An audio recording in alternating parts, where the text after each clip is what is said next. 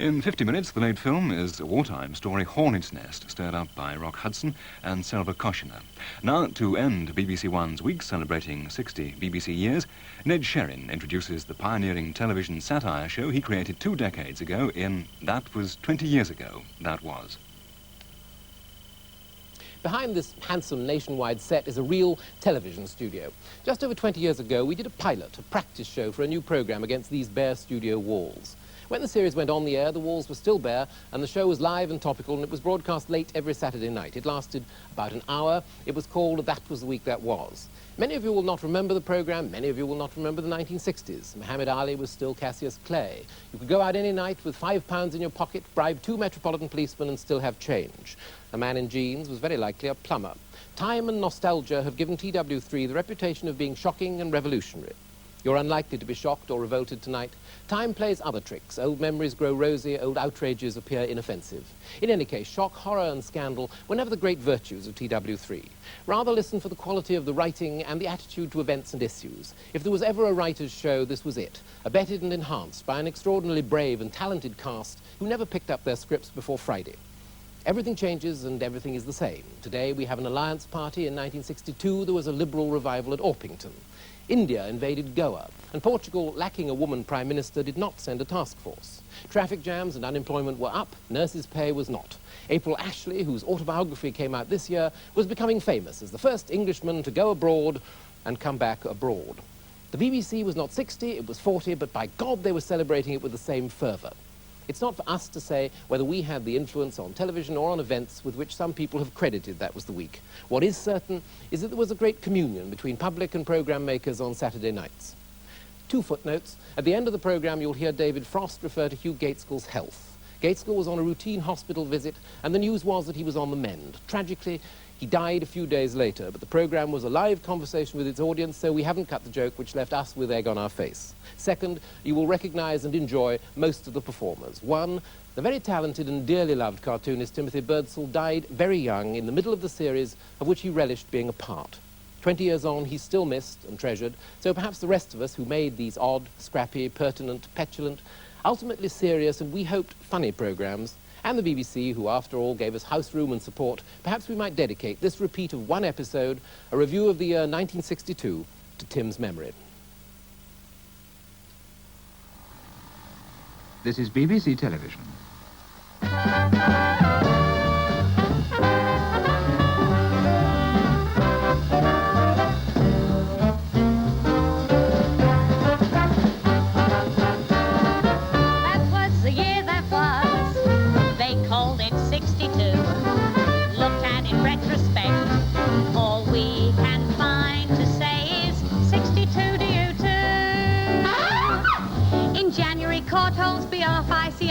In February, John Glenn shot into the sky, and the Indians were told that the world would stop spinning. In March, in Orpington, the Liberals started winning. The PMG said the violence in Oliver Twist must be less, and Prince Philip said, what a bloody awful newspaper was the Daily Express.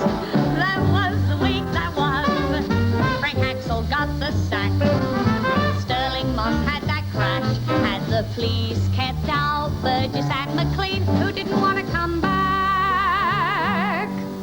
A bill presented to the South African Parliament wishes to substitute for the old definition of a white man as a person who in appearance obviously is, or who is generally accepted as a white person, but not a person who, although in appearance obviously a white person, is generally accepted as a coloured person. The new simplified definition of a person who in appearance obviously is a white person, but who is not generally accepted as a coloured person, or as a person generally accepted as a white person, is not in appearance obviously not a white person.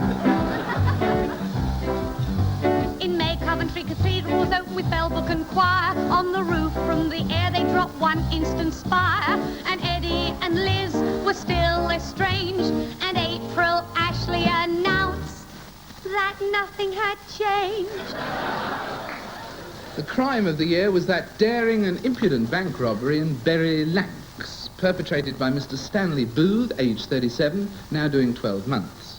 Having broken into the bank, he had to phone the police because he couldn't get out. That was the year that was. The weather was in decline. All through June and July, there was a cold front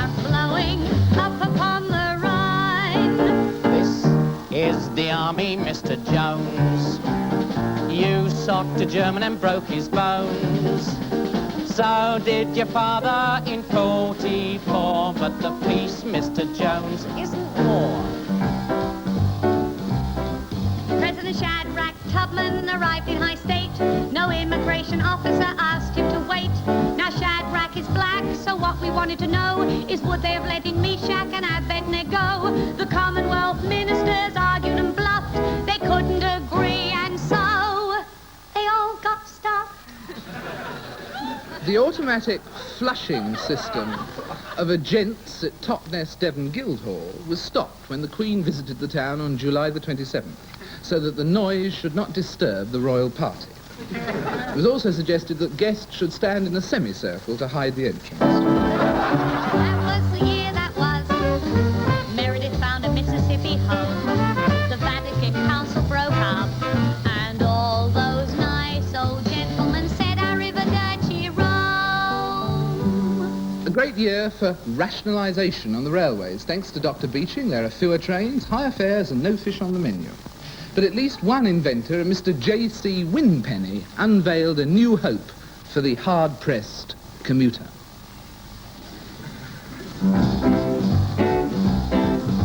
A big year for Liston, de Gaulle and Herr Strauss, Ben Bella, Ben Kedder and the Princes of Laos, Olivia, Atchison, Brown and Rockwell, and Dolce and Vassar and Barbara Fell, and Castro and Cuba who plagued us and how, and all seem as distant as the Bradford Nudes now.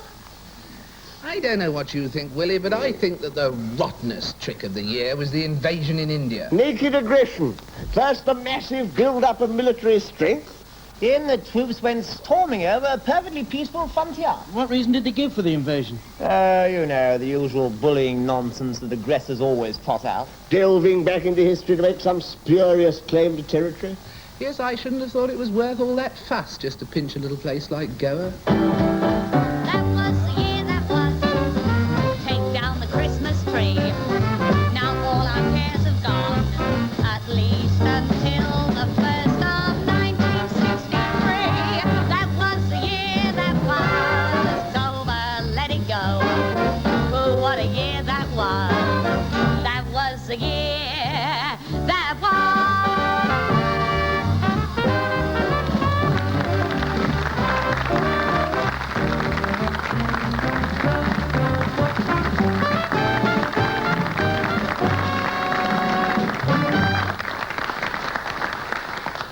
In 1962, the Americans, with their passionate love of communication between the free peoples of the world, launched Telstar, the world's first communication satellite. In 1962, the Americans exploded the rainbow bomb, designed to blot out communications all over the world. The Queen singled out Telstar as one of the events of the year. Did she perhaps sit up with the rest of us on that July night, waiting anxiously for Captain Booth and his boys to do their stuff at Goon Hilly? Just a minute. I think something's happening at Gooley. Yes, and there it is, happening. And there's Captain Booth, and there's the vast dish. Captain Booth is, of course, in charge of the whole operation. The atmosphere here is tense, unbearably tense. Nothing's actually happening, but the less it does, the more it is. And there's Captain Booth, and there's the vast dish. And now perhaps, yes, you can just see the first flickers of a picture. A British picture. The French have a very clear picture. But remember, they're using American equipment, which makes it all much easier. You see. We're using British equipment, which gives everybody a sporting chance. Most of all, the French. In fact, considering that we are using British equipment, it is really remarkable that we're getting any picture at all. And there's Captain Booth, and there's the vast dish. And back in the studio, and in no sense as padding, while we wait for the first picture to cross the Atlantic, here is the first picture to cross the Atlantic. It was actually brought over by one of the Wright brothers in his wallet. And it is a picture of Mrs. Wright waiting for Mr. Wright to come along. Jolly good. And after that, and in no sense as padding, perhaps I should try and explain how the whole thing works in layman's terms, in simple words of one syllable. Here is a mock-up. Lots of little balls, you see. And indeed, if the nations of the world would only spend more time dropping little balls on one another and less on hydrogen bombs, then the Dalai Lama might still be walking hand in hand with Princess Grace in a free Israel. Ah, there's Gooley again. Jolly good. Well, anyway, the whole operation, you see, is a triumph for British tracking. Once again, the rest of the world has done something, and we in Britain have managed to track it. British tracking leads the world. Well, it doesn't actually, it follows it. But anyway, whatever it is, Britain can track it. There. There's Captain Booth, and there's the vast dish. I've heard of gremlins, but really, this is ridiculous. No pictures at the moment, certainly, but throughout the whole building, a thrill of anticlimax. Time's running out now, and I'm sure that all of us hope that Booth and his team will continue to work behind locked doors for many years to come. There's Sergeant Booth.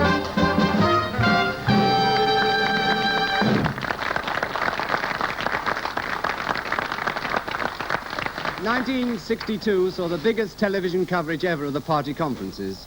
And for those of you who couldn't stay in every afternoon for 3 weeks looking at television, this is the sort of thing you missed. Comrades, welcome to Skegness for the 1962 conference of the United Labour Movement, incorporating the Parliamentary Labour Party, the trade unions, the international brotherhoods, and the affiliated organs. Ladies and gentlemen, it is a very great pleasure that I open here at Skegness this year's conference of the Conservative, Unionist, and Reactionary parties. Getting. Do we start now? For 14 successive years, the Conservative Party conferences have expressed their complete confidence in the policies of Mr. Selwyn Lloyd. This year, an even more onerous task falls on me. For I have to congratulate the new Chancellor of the Exchequer, Mr. Reginald Maudley, on continuing Mr. Lloyd's policies with the utmost flexibility. We are continually told that the workers have never had it so good. All righty, I say. Let's bleed them white. Which brings me to the immigration bill. Fellow Liberals, I come in a spirit of international friendship and goodwill from the Abu Dhabi Liberal Party. In Wales, the mother of English liberalism, we look to this party for the setting up of our own parliament. Not hastily, not rashly, as the Welsh nationalists would have it. We don't want to make a Congo out of Denbighshire, no. But gradually and wisely, we hope that you will prepare us for independence. Do not forget that great Welshman, David Lloyd George, also knew the land of my fathers. But we must not wallow in the glories of the past. Let us forget the great 1906 elections when we had 306 seats in the House of Commons, no less. I tell you, let us instead. The really important issue today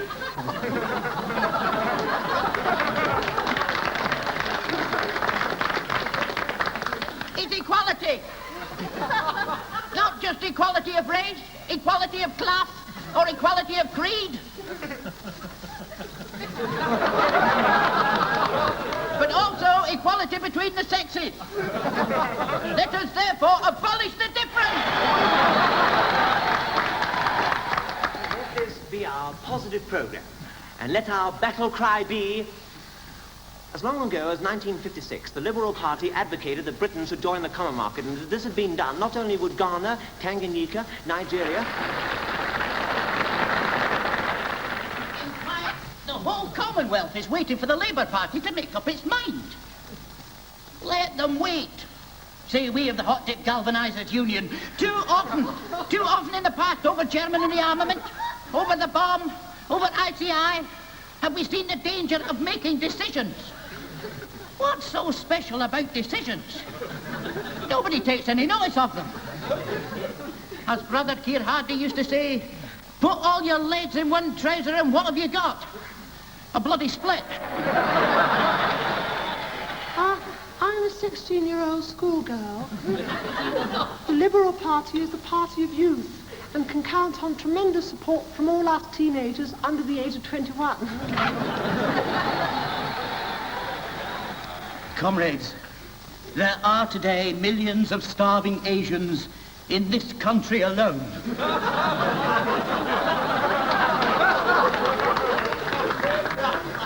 At the same time, we every day satisfy the bloated appetites of thousands of Polaris submarines, the gunboats of imperialism. When one thinks today of Angola, Algeria, Kenya, Nyasaland, Sharpeville, Hola, Cyprus, Spain, Abyssinia, words fail me. We who are still in the government, constructive debate, delighted by forthright criticism, full attention to your views, more exports, more deports, of course.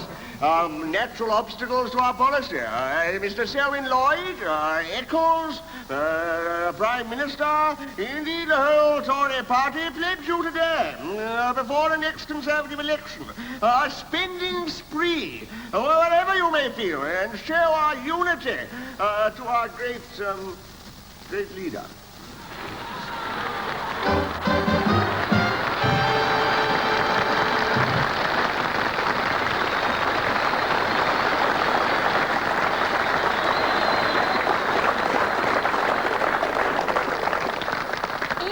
Did you catch Adam Faith talking to the Archbishop of York back in January? Well, you could hardly have missed it. I mean, they showed it about 3 times. Do you know the BBC booked Adam for a series immediately afterwards, but the Archbishop only got the odd Sunday day? I suppose he's short on material. Well, you can't say that about Adam.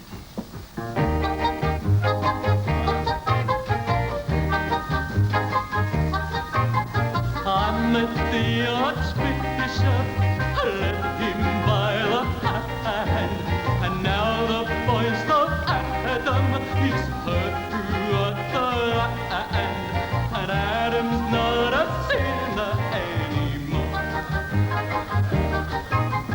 I was in the wilderness, I had gone astray, but someone else's Bible sent me on my way. Now Adam's not a sinner anymore. Never let yourself forget what the good book says. There's faith and hope and charity. The greatest of these is faith. I'm supposed to bring them back from eternity, but they don't seem to get the point. They start to worship me, but Adam's not a sinner anymore. You couldn't rid the world of sin, there's really such a lot.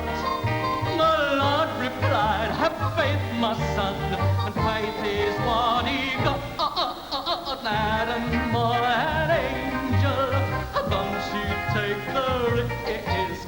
It's not a golden halo, it's just a golden disc, and Adam's not a sinner anymore, not a sinner anymore. Mix me a parson.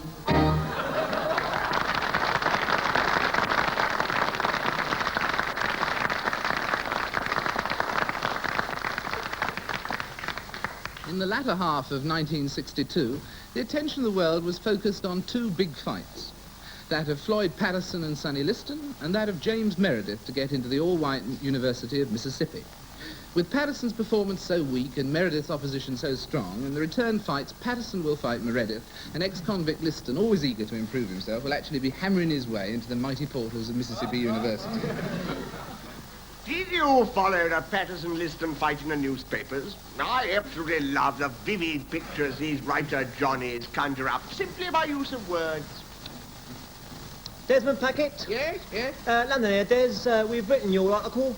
We just want your special words now, right? Right, yep. Here we go then. Patterson was... Stricken. Flayed. Flayed. With his arms... Akimbo. Akimbo. His face was... Ashen. In hue. Hue.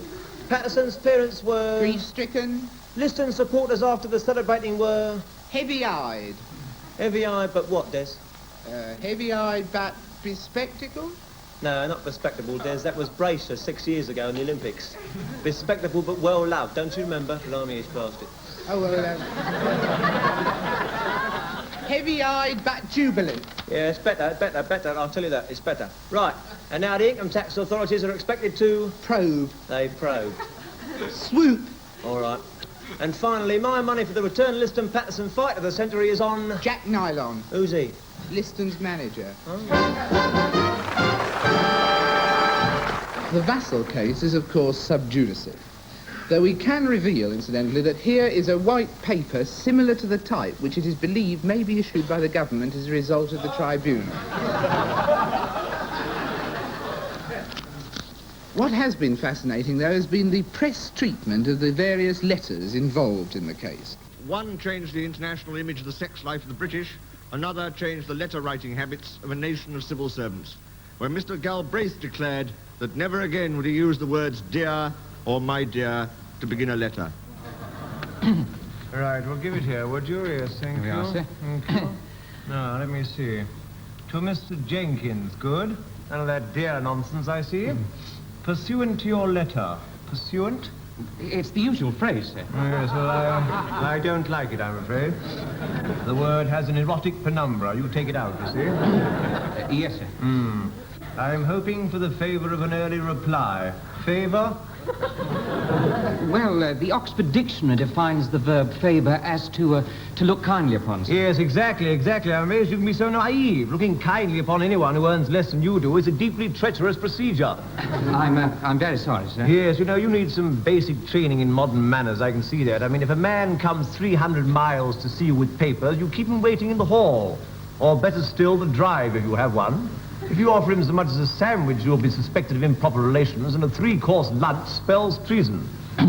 Yes, sir. You really are innocent, aren't you? I'm afraid I'm a little, sir. Yes, we must change all that. Now, let me see. Hoping for the favour of an early reply, thanking you in anticipation. Are you doing this on purpose? What, sir? Thanking you in anticipation. There, look in black and white. Is that wrong, sir? Wrong? It's just about the most sexually provocative sentence I've ever read. It fair whinnies with suggestiveness, boy. I hadn't intended it quite like that, sir. Yes, well, not concerned with your intentions, thank you very much. Really with the effect you create. Now, I can tell you it's nauseating. You have the correspondence style of a lovesick au pair girl. In more honest days, one would have said kitchen maid. But, sir, and don't interrupt or I may lose control. Now, understand this. In the civil service, you will never think of anybody for anything. Especially in anticipation. You will simply end your letter without innuendo of any kind. Now, let's see what you've done. Yours faithfully, I don't believe it. That's normal, sir. Normal in the context of a man writing to a man is nothing less than disgusting. It implies you may be unfaithful, you see. Why, I never thought of that. Yes, well, you think very little, don't you? Let's see. Even the word yours at the end of the letter is dangerous. It suggests a willingness to surrender. Well, then what can I say, sir? Well, what do the pensions department use? I mean, they're about as unemotional as you can get without actually being dead. Well, your obedient servant, I think, sir. Are you mad? Sir? Your obedient servant? That's just plain perverted, boy, I tell you. People who want to be other people's obedient servants are the sort who answer those advertisements. Miss Lash, ex-governess of striking appearance. Yes, I know. Sign yourself as an obedience. You got me all worked up here. Sign yourself as an obedient servant as an ipso facto confession of sexual deviation. And that, as we all know, is an ipso facto confession of treason. Oh, I say, sir. Yes, what do you say, eh? I believe you're one of those cranks who believe there are loyal homosexuals. I think you secretly believe that the way to stop homosexuals being blackmailed into subversive acts is to change the law so that they can't be. Well, it had crossed my mind, sir. Sloppy left-wing sentimentality, that's what that is. The only way to stop a homosexual being blackmailed is to stop him being a homosexual. Yes. And the only way you can do that is to lock him up in a building with 500 other men. Yes. And you see how unattractive they really all are. Now, you take this pornographic muck out of here, do you understand? And you bring it back in an hour, clean enough to be read by a 6-year-old girl. And leave out everything at the end except your name. A bare signature, brusque and masculine, see? Yes, sir. What is your name, by the way? Fairy, sir. Yes, well, I don't think you'll last very long in Her Majesty's service. Good morning. In November, the Maigret series won yet another award from the Guild of Television Producers. What is not so readily realised is that our own homegrown police saga is, of course, equally popular with French viewers.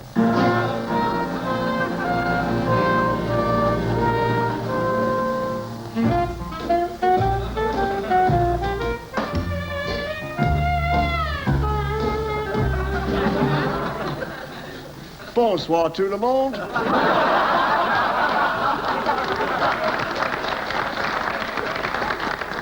C'est un drôle vie, particulièrement pour un gendarme ordinaire comme moi.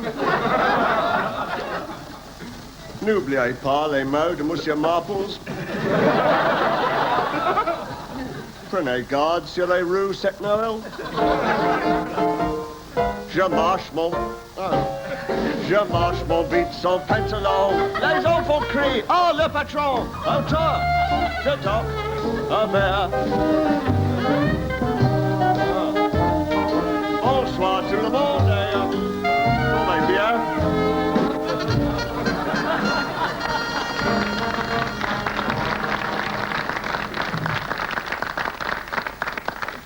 Good evening, who are you? Oh, I'm from the agency, you know. We've been handling the Liberal Party image during the past year. I see, and what kind of a year has it been for you then? Oh, wonderful year, wonderful, absolutely wonderful year. Oh, really? I'd rather gather that it wasn't too good. What, 1962, the year of the Liberal revival? You're joking, I imagine. Now, look, I can probably best show you what I mean by the use of this map of the world I have here. Ah, yes, here's our capital. Yeah, that's the capital there. I'll write it in Orpington up here. The capital there, fringed, as you see, by the rest of the world, or as we like to think of it, Greater Orpington. Yes, well, what about the rest of the world, then? For instance, your view on... what's your attitude to the Kremlin? I mean, that's the Kremlin? The Kremlin, that's in Moscow. Yes. Yes, Orpington. But what's your attitude to it? To Moscow? Yes. Moscow, well, now, let's see. Now, Moscow would be about... yes, that's Orpington. Yes, I know that's Orpington. Yes, I'm moving out from Orpington over here, and I think you'll find Moscow is exactly there. I think that answers your question. I see. Yeah, you mean there's a direct sort of... A direct line, yes, a direct horizontal line going across from Orpington to Moscow. And I suppose that answers my question. It does, it does. I see. Now, let's move on then, can we? I mean, we've heard a great deal about Africa. Have you? So have I. A tremendous amount. Fantastic amount about Africa. Yes, but what about it? What about it? Ah, What's your Africa. attitude to it? Africa, well, there's a place to conjure with when I could find it on this bleeding map. Somewhere down here. Yes, that's Orpington. Yes, there, yes, that's Orpington again. Now, there she is, Africa. Now, this will interest you, I think. Will it? Yeah, I hope so. Now, look, if we take a line due south from Orpington, what have we got? Africa. It's very interesting, yes. It's something I don't think I've ever seen quite pointed out before. I'm sure you haven't, yeah. Well, then now I must ask you about something else, I think, probably, and that is, we've got two interesting, America. America? Ah, America, they're still children, aren't they? Well, look, we've got America up here, Sicily here, and Orpington, you'll notice, directly in between the two. You see, the link's getting stronger the whole time. Yeah. Yes, it's taken quite a turn for the better while we've been watching. Yes, it would. Yes. It would. Special relationship, I suppose. Well, there's one other thing I must mention to you, and that, of course, is the red threat. The red threat? Yes. Ah, the great yellow continent, China. Yes. Oh, yes, well, China would be over there, China. Yes, but what about your attitude? Our attitude? Ah, China. Now, China I can tell you about. Yes. Now, think about this. What do the poor people of China eat? Well, rice. Rice, exactly. Now, let's write it up here. Rice. R-I-C-E. Now, let's look at it. 4 letters, right? 4 letters. Now, all we do is take the ultimate letter from there, put it at the front, and what have you got? Well, you've got Eric. It's a boy's name. Eric Lubbock.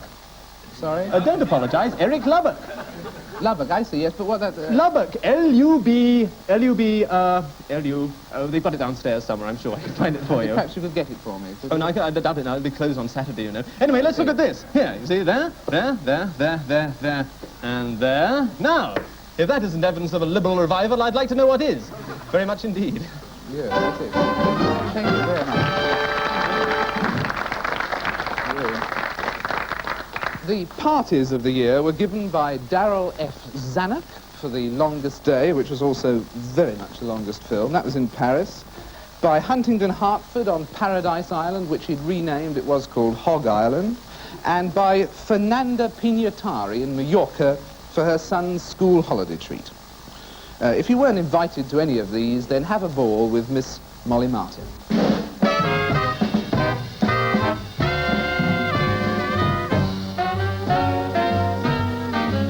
I wasn't invited to come to that little party, chez vous. I'd have been delighted to come if anybody had asked me to. Was it a mistake? Please don't trouble yourself, or on purpose. I wonder which. I'm curious if Roz was there. I wonder if she was a little bitch. No, really, I couldn't have come.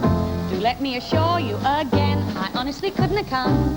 I had to go on a date with Ken. You haven't a thing to be worried about. Let's forget it. Oh, what a bore. I'm curious if Roz was there. I wonder if she was the little whore. Don't give it a thought. In the middle of a muddle, if you fiddle in your huddle, you can really diddle through. Making up your mind, you find you do. Now, it couldn't matter less to me if you were begging, wouldn't I come? Shouldn't I come? Couldn't I come? I'd be there to tell you no. Go and get up off your knees. It doesn't matter in the least. I hadn't intended to come. I felt no desire to go. Might have condescended to come, but only for an hour or so. I couldn't care less. Don't be silly, my dear. Dead and buried. And that is that. I'm curious if Roz was there. I wonder if she was. The little rat, it's over and done. Dead, gone, done. Let's end this interminable tale of woe. I've a little get-together. You must come on the 20th. 7:30. Promise you'll be there with anyone you care to bring along. We'll open up a red bottle of wine. 9:37. You can only have a drop. No, there won't be many, hardly anybody coming, and the strumming of a low guitar. A bottle of vino. You and a loaf of bread is all I require for my heart's desire. The gate a little bit late, the quarter of an hour, but you brought a little flower. Then I never know what should I say to thank you and how to do. Fiddle about me, a friend of mine, and then Madonna, don't you know each other? How do you do? Glad you could come, and I'm also glad you came alone. I got all tied up because I thought you might have brought Roz, but let's not fight about Roz. Forget I brought it up, glad it up, Saturday's over. I know it's you and me, and we can be a swinging party together.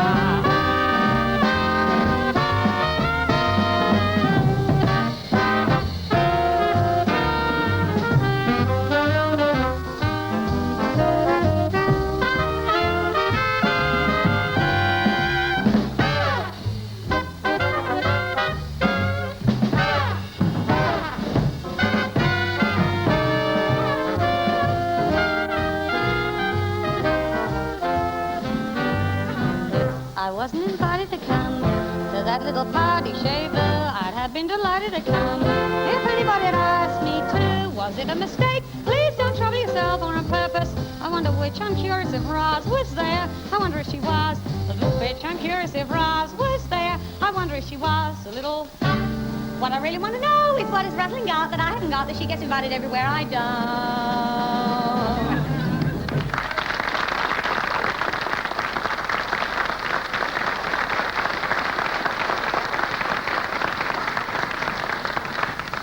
The speech of the year was, I suppose, Mr. Gaitskell's 1,000 Years of History Anti-Common Market speech at Brighton. He seems to have decided that since the 1,000 years of the socialist millennium don't seem to be ahead, they must obviously lie behind. Wat Tyler, please note. An odd year for George Brown, too. Just at the moment when the Labour candidate was losing his deposit at Orpington, he gaily remarked, "Brothers, what are we worrying about?" You, Bubba. You. If you haven't yet added up the things you liked least about 1962, take this list of Bernard Levin's hates and try it for size. The year, wrote Tennyson, unless it was some other poet, is dying, adding with a highly commendable lack of sentiment, let him die. Internal evidence shows that Tennyson, unless it was some other poet, did not have 1962 specifically in mind. I have, though. As a matter of fact, I have rarely said goodbye to a year so gladly. A nasty, shifty, bad-tempered year, 1962. A mean-spirited, confusing, violent, cold, wet, expensive, ugly, and stupid year.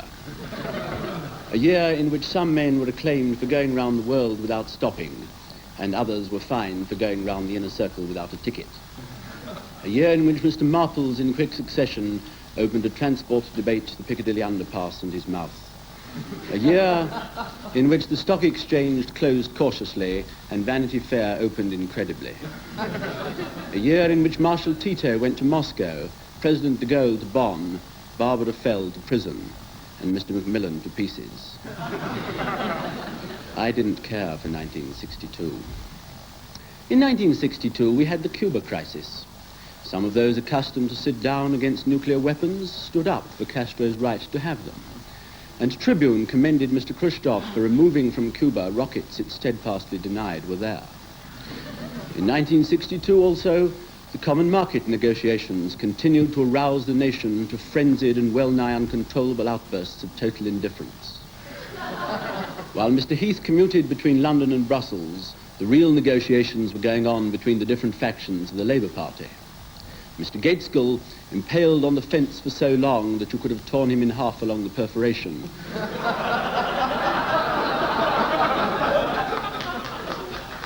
finally climbed off on both sides and rode furiously away in all directions. 1962 was the doctor's year. Dr. Adenauer, Dr. Verwoerd, and Dr. Beeching. Half the cabinet was sacked, but the other half wasn't. Test matches took place. The Times was published almost every day. Prices rose. It rained. It snowed. I caught cold. 1962, in short, beat at their own game even such years of vintage nastiness as 1947, 1823, and 1354. It slipped in under cover of darkness, has already lasted the best part of 365 days, and looks like going out frozen stiff. The only consolation I can see is it is unlikely ever to come back. 1962, I don't like you. Go away.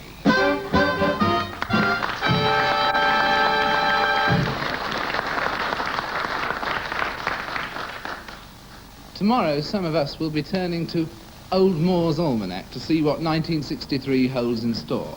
But there's one soothsayer who is obliged with predictions every week, crossbencher, political columnist, Sunday Express.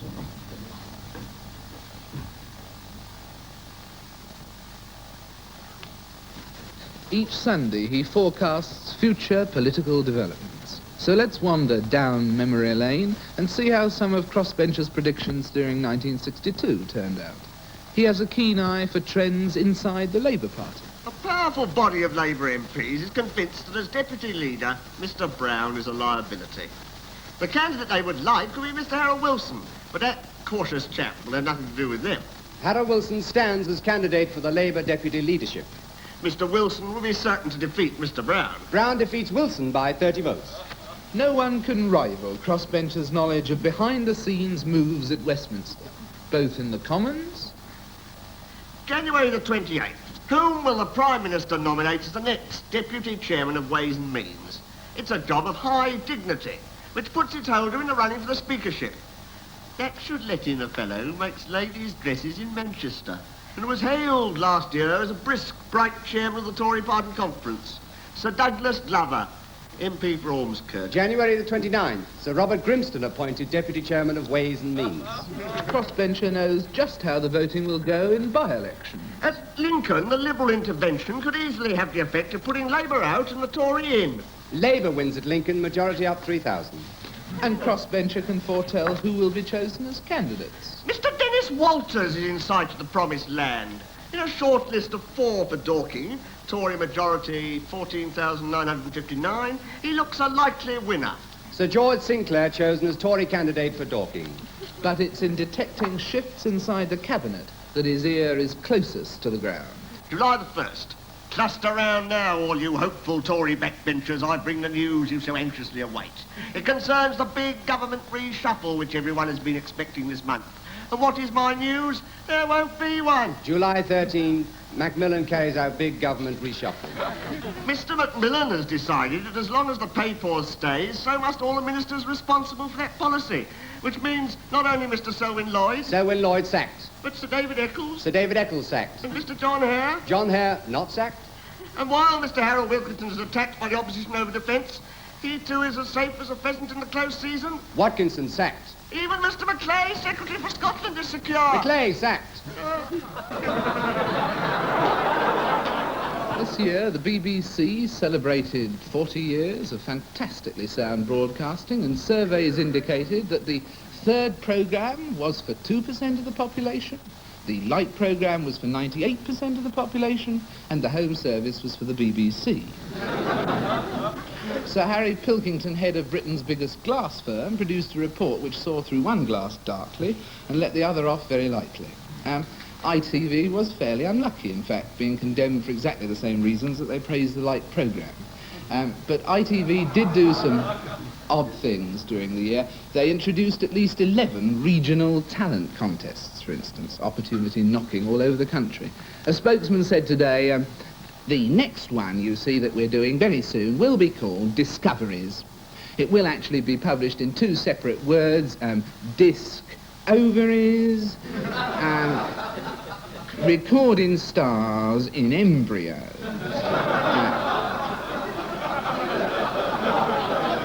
And we hope to make use of many modest, cheap and unassuming youngsters.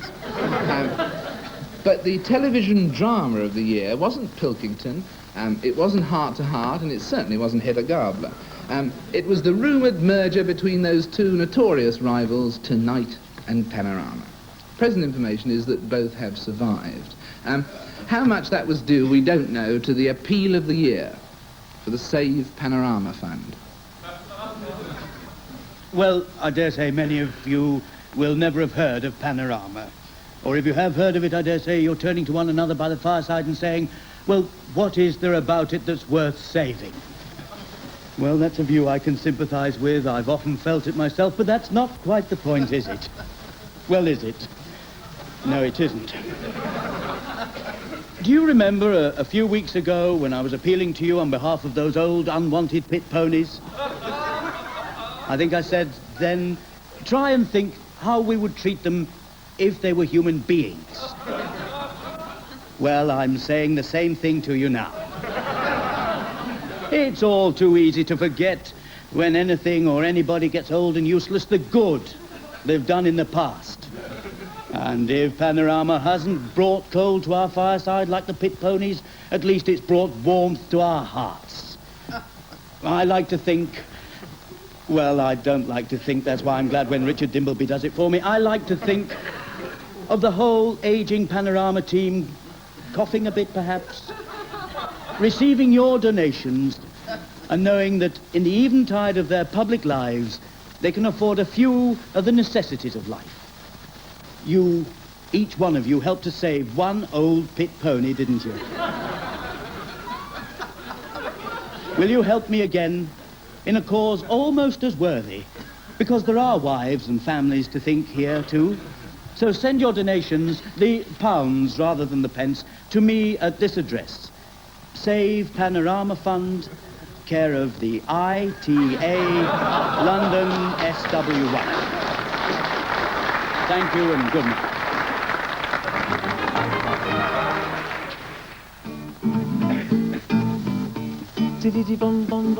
Now, you may remember, for those of you in the audience here, or those of you who have seen the show before at home, that this is the point where I attempt, with dry trousers, to make up songs about things you may have noticed in the show. However, tonight, the powers that be, who will remain nameless, have decided to make it even more difficult by asking members of the audience here in the studio to shout out various things they've noticed that have happened during the past year. Not necessarily in this show, naturally, because it's only been running a few weeks, but anything that's caught your eye at all, and I'm going to try and compile them all together into one song. Now, has anybody any suggestions? Cleopatra? The OAS in Tangiers. The AOS in I think you mean Algiers. Sweet innocence of... Monaco. Monaco? Jane Mansfield's disappearance. Jane Mansfield's disappearance? Leonardo. What? Leonardo cartoon. The Leonardo cartoon. President Tubman. President Tubman. John Freeman suing the BBC. John Freeman suing the BBC. John Freeman suing the BBC. I don't know who lets in these rediffusion people. All right, we'll try and remember some of them. John Freeman seeing the BBC. I'm thinking, don't worry. The OAS in Talgiers, all Algiers. I must say it's good to see. I don't know what OAS stands for unless it's Old Algerian Society. All the same thing, I must say, in Algiers, on the wharf was heard to call one AOS man who said very precisely, it's delightful, it's delicious, but it's not de Gaulle. What was the one down here? I've forgotten it. Cleopatra. All those jokes have come out, haven't they? Well, I must admit, sir, I'm not being very swisher. Here we have Cleopatra. I presume you're referring to Liz Taylor and Eddie Fisher. However, I promise you one thing, just in case you don't know, we got to be very careful. She's making a film here and she might be watching the show.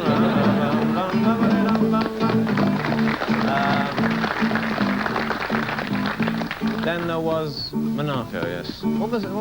John Freeman and another one I heard. What was yours?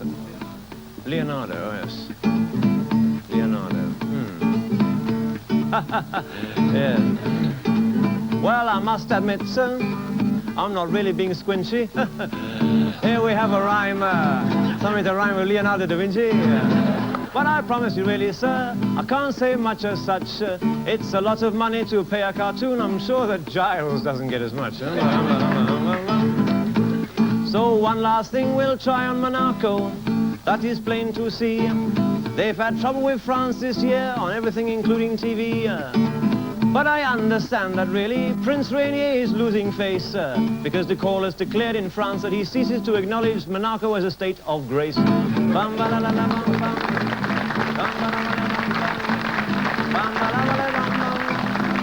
completely to that's the end of 1962. However, I would now like to present to you, ladies and gentlemen, to the perfect face for sound radio, David Frost.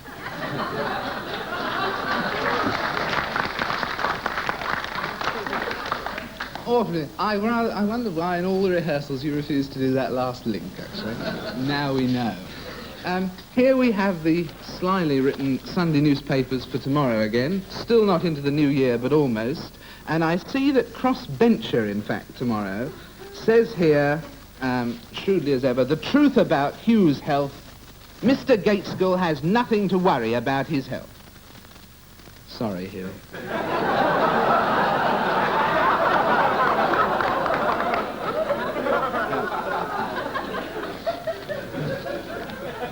The people here, I see, on page 1 have yet another article on that subject on which they're so expert, sex before marriage, with a headline, over 40, this may shock you. But on page 14 we've got an article, life begins at 40. I don't know what that means, but it seems significant to me. They've also got a warning here from the Bournemouth RSPCA, which advises against breaking the ice on ponds containing goldfish. They may be killed by shock waves. It recommends that the ice should be cracked carefully and lifted out piece by piece. The best and most choicest bit of newspaper I've had today, though, is the Daily Mail's issue for the year 2000, which they're distributing at the National Boys and Girls Exhibition, with delightful headlines like, cows break out and eat grass. But you'll be delighted to know that 40 years on it may be, but here's Irish Ashley looking as young as ever. Delightful. And that really is the year that was, except to say we hope to see you next year. It looks like a year in which there could be a general election. So in that case, will you kindly remember the slogan, vote Labour and you build castles in the air. Vote Conservative and you can live in them. Good night.